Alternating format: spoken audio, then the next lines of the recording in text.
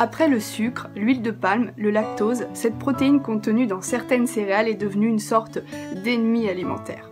Aujourd'hui, les produits sans gluten déferlent dans les rayons. Des restaurants proposent même des menus 100% sans gluten. C'est la tendance no glu.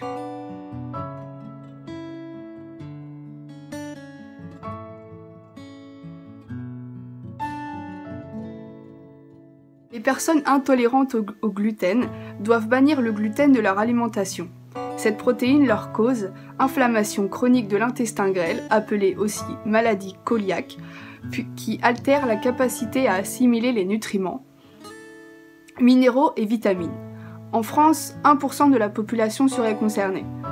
Par ailleurs, environ 60 000 personnes manifesteraient des signes d'allergie, de type urticaire ou asthme. D'autres ressentent des désagréments comme des ballonnements, des douleurs abdominales, des troubles du transit ou une grosse fatigue, pourtant positifs à aucun test d'intolérance. Lorsqu'un régime sans gluten les appelle, on parle de sensibilité au gluten. L'évaluation de la population concernée est très floue, mais les chiffres oscillent entre 1 et 6%.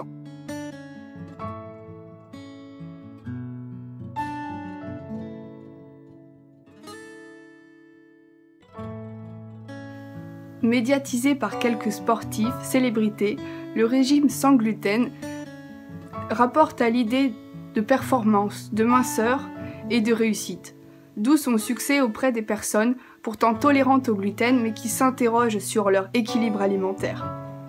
Sans forcément céder à la mode, c'est l'occasion de diversifier son alimentation en redécouvrant le riz, le maïs, les légumes et les fruits frais et secs, le sarrasin, le tapioca, les châtaignes, le quinoa et les yaourts.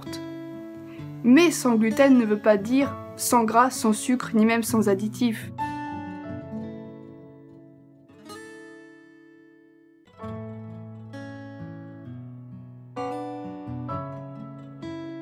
Le gluten fait partie des allergènes dont la mention est obligatoire sur les produits préemballés.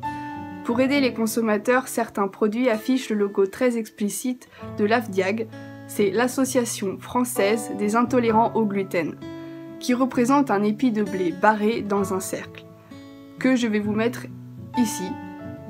Il est attribué après contrôle. Les amis, j'espère que ça vous aura plu, que vous aurez compris.